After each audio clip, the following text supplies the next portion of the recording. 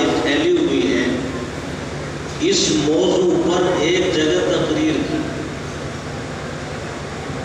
اور تقریر کرنے کے بعد ایک آدمی نے مسافہ ملایا اور وہ الگ لے کر گیا۔ اس نے کہا کہ مجھے آپ سے کچھ بات کرنی ہے،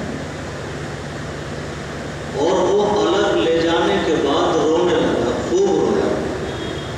میں اس سے کہہ رہا ہوں کہ کوئی پریشانی، کوئی مجبوری میرے لائق ہو تو اس کا حل ہوگا۔ تو اس نے مجھ سے کہا کہ حضرت آپ ہر جگہ اس موضوع پر تقریر کریں۔ پھر اس نے یہ بات کہی کہ میرے 3 لڑکیاں ہیں اور ان کی عمر 35 سال، 32 سال، 30 سال، اس سے اوپر ان کی عمریں ہو چکی ہیں۔ لوگ مجھے سمجھتے ہیں برادری میں کہ میں بہت بڑا مالدار ہوں، لیکن میں اپنا حال جانتا ہوں۔ میں جہاں بھی رشتے کے لیے جاتا ہوں کوئی غریب نہیں ملتا، بڑے بڑے مطالبے ہیں، راتوں مجھے نیند نہیں آتی۔ میری بڑی 2 لڑکیوں نے مجھ سے یہ کہا کہ ابا جی اگر مسلمانوں میں بغیر جہیز اور مال دولت کے کوئی رشتہ ہمارا نہیں مل رہا ہے اور کوئی ہم سے نکاح کرنے کے لیے تیار نہیں ہے، تو کسی غیر مسلم کے ہاتھ میں ہمارا ہاتھ دے دیجیے۔ اس بات کے اوپر کیا گزر رہی ہے؟ اس لیے حضرت نے جو بہت ساری باتیں اپنے درد کی رکھی ہے وہ بہت ساری باتیں ہیں۔ اصل موضوع تو حضرت کا 3 چیزیں ہیں: تعلیم، اصلاح معاشرہ اور آپس میں جو جھگڑے ہو جائے ان کی صلح کرنا، عدالتوں تک ہمارے جھگڑے نہ جائیں۔ کیونکہ میں نے ایک حدیث پڑھی ہے، اس میں حضور پاک صلی اللہ علیہ وسلم نے ہم سب کے لیے ایک لفظ حضور لائے،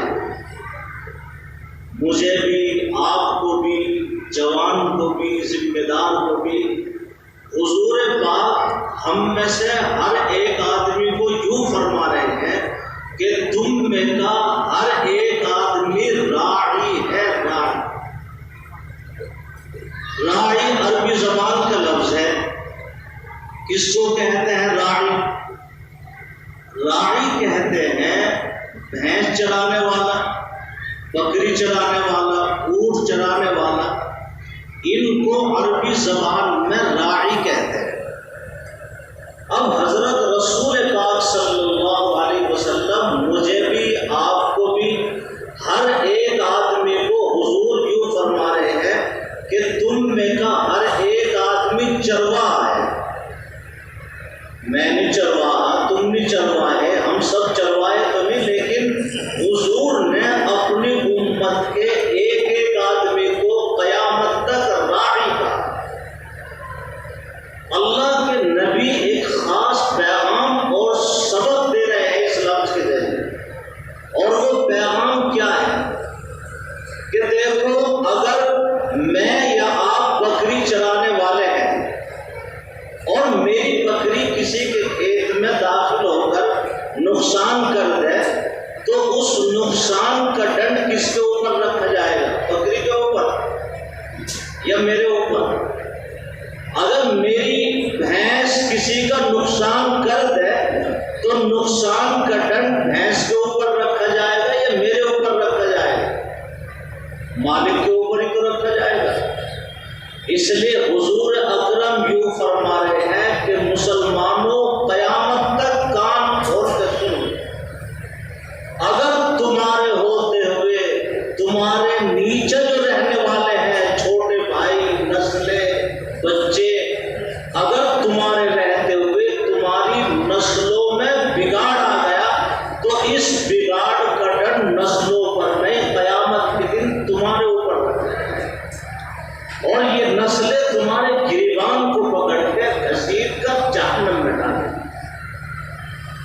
لیے ہم میں کی ہر ایک کی ذمہ داری ہے، جتنی بھی خرابیاں ہیں ہم ان خرابیوں کو دور کرنے کی کوشش کریں گے انشاءاللہ۔ اور دو چار باتیں ہم نے یہ طے کی ہے کہ ہر پروگرام میں کچھ باتیں، برائی تو بہت ساری ہے، لیکن جو بیاہ شادی ہم کر رہے ہیں ان میں جن چیزوں کو ہم کر سکتے ہیں وہ تو کر لیں گے انشاءاللہ۔ بس دو چار باتیں عرض کر کے بات ختم کر رہا ہوں۔ ایک تو اگر ہم اصلاح چاہتے ہیں ان نکاحوں کی تو سب سے پہلی بات یہ ہے کہ براتوں کو ختم کر دیں، براتوں کو ختم۔ اگر میں بھی اس پر مکمل اختیار رکھتا ہوں کہ میں اگر بچنا چاہوں تو بتاؤ بچ سکتا ہوں یا نہیں؟ آپ بچنا چاہیں تو سب بچ سکتے ہیں۔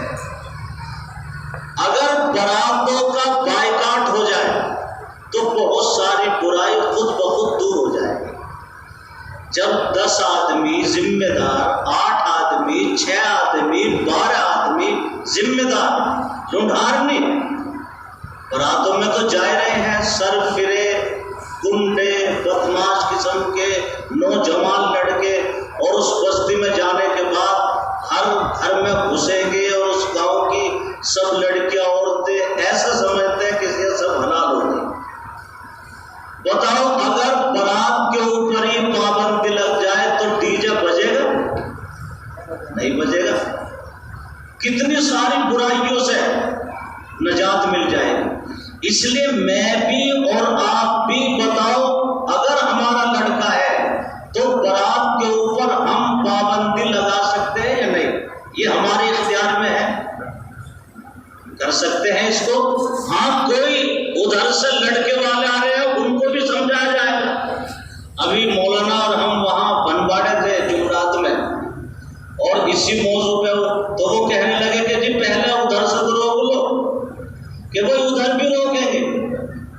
وہاں بھی گئے ہیں، بھیسانی، سونتا، گنٹا، گورانا، دھانوا، ادھر بہت سارے گاؤں وہاں بھی گئے، اور ادھر پانچلی، ہررا، کھوائی، پٹلوکر، ان سب کا کہ سب کریں گے انشاءاللہ۔ تو خیر ادھر بھی ادھر بھی کہیں گے۔ تو پہلی چیز یہ ہے کہ اگر میں اور آپ رکیں کہ ہم برات میں نہیں جائیں گے، اس کے لیے تیار ہے آپ حضرات کہ میں برات میں لے جاؤں گا بس؟ ہاں اگر 10-12 آدمی ذمہ دار کوئی ہمیں لے جا، اس میں جانے کی اجازت ہے، لیکن 100، 200، 300، 400، 500 یہ ناجائز ہے اور عیب ہے۔ اگر یہ برات ختم ہو جائے تو بتاؤ کتنی ساری برائی خود بخود ختم ہو جائے۔ کون ہے اس کے لیے تیار کہ ہم برات میں نہیں جائیں گے؟ عہد کریں قیامت موت تک کہ نہیں جائیں گے انشاءاللہ۔ ایک بات تو یہ میرے بھی اور آپ کے بھی اختیار میں ہے، ایسا نہیں کہ اس پہ عمل نہیں ہو سکتا۔ بتاؤ اختیار میں ہے یا نہیں؟ اپنے لڑکوں کی لے کے نہیں جائیں گے، ہاں لڑکی ہے اور وہ نہیں مان رہے ہیں، دیکھا جائے گا اس کو بھی۔ اور دوسری بات، رسول پاک صلی اللہ علیہ وسلم نے بیان فرمایا کہ نکاح مسجد میں سنت ہے، نکاح کرنا مسجد میں سنت ہے۔ بتاؤ اگر اس چھوٹی سی سنت پہ ہم عمل کر لیں کہ میں اپنی بچی کا، لڑکے کا جو نکاح ہوگا وہ مسجد میں پڑھاؤں گا، اگر اس سنت پہ تو ہم سب عمل کر سکتے ہیں یا نہیں؟ اگر مسجدوں میں نکاح ہونے لگے تو کوئی ویڈیو بنے گی اور کچھ خرافات ہوگی نکاح کے وقت، کتنی دعا دیں گے سب نمازی نیک لوگ کہ گھر بسے گا۔ تو دو بات ہوگی، کریں گے اس پہ عمل انشاءاللہ جہاں تک ہوگا کہ ہم اپنے بچوں کا نکاح مسجد میں پڑھوائیں گے احترام کے ساتھ، اس پہ عمل کریں گے انشاءاللہ۔ اور تیسری بات کہ جس پہ میں بھی اور آپ بھی عمل کر سکتے ہیں، دیکھو حضور پاک صلی اللہ علیہ وسلم نے ہم مسلمانوں کو یہ تعلیم دی ہے کہ تم کھانا جو کھاؤ گے وہ دسترخوان بچھا کر بیٹھ کر اور بسم اللہ پڑھ کر ذکر کر کے یہ کھانا کھانے کا ہمیں ہمارے نبی نے طریقہ بتایا ہے مسلمان نے۔ اب اگر اس طریقے کی ہم دھجیاں اڑائیں، اس پر کوئی دھرنا نہیں۔ کوئی غیر مسلم کچھ بول جائے تو اس میں آفتیں، مصیبتیں۔ میرے بھائیوں اور بزرگوں، آج ہم میں بڑا آدمی وہ ہے کہ جو اس سنت کی دھجیاں اڑا کر اور حضور پاک کے طریقے کی دھجیاں اڑا کر گدھے، گھوڑے، بیل، بھینس، کتا، ان کا کیونکہ کھانے پینے کا طریقہ کھڑے ہو کر یہ چلتے پھرتے ہیں۔ اب ہم گدھے، گھوڑے، بیل، ان کا طریقہ اختیار کر کے ہم بڑے بن گئے اور ہم اسٹینڈرڈ بن گئے، اپنے نبی کے طریقے کی دھجیاں اڑائے۔ تو اس لیے میری آپ حضرات سے تیسری بات یہ عرض ہے کہ اب تک جو کچھ ہوا، میں نے بھی کھڑے ہو کر کھایا، آپ نے بھی کھڑے ہو کر کھایا، نبی کے طریقے کی دھجیاں اڑائی، لیکن آج میں توبہ کرتا ہوں کہ جب تک میرا آخری سانس ہے میں حضور کے طریقے کی دھجیاں اڑا کر کھانا نہیں کھاؤں گا، بیٹھ کر کھاؤں گا۔ اس پر عمل کریں گے انشاءاللہ؟ بتاؤ کون کون ہے جو عمل کریں گے؟ عمل ہی کرنا، یہ ہاتھ اٹھنے ہیں مسجد میں، ماشاءاللہ عمل کریں گے، بیٹھ کے کھائیں گے، آرام سے کھائیں گے، اس سے کہیں گے کہ بھئی ہم تو بیٹھ کے کھانے والے ہیں اگر تجھے دعوت کرنی ہے، اور دوسروں کو بھی بیٹھ کر بلائیں گے۔ تو یہ ہمارے اپنے اختیار میں ہے، ہم اس پر عمل کر سکتے ہیں۔ اور چوتھی بات آپ حضرات سے یہ ہے کہ شادی میں ایک بہت گہناؤنی اور بڑی گھٹیا قسم کی رسم جاری ہے، وہ کیا ہے؟ جس کو سلامی کہتے ہیں۔ بتاؤ، ہے نہیں گھٹیا رسم؟ سلامی کس کو کہتے ہیں؟ چند لفنگے، گنڈے، سرفرے، نوجوان لڑکے اور محلے کی لڑکیاں چھیڑ چھاڑ، ہنسی مذاق، ٹھٹا، اسی کا نام تو سلامی ہے، اس کے علاوہ کوئی اور چیز ہے سلامی؟ اسی کا نام سلامی ہے۔ بتاؤ، میری اور آپ کی غیرت برداشت کرے گی کہ کوئی میری جوان بیٹی یا بہن کی طرف کو کوئی غیر آدمی نظر اٹھا کے دیکھے؟ برداشت کر لے گی میری غیرت یا آپ کی؟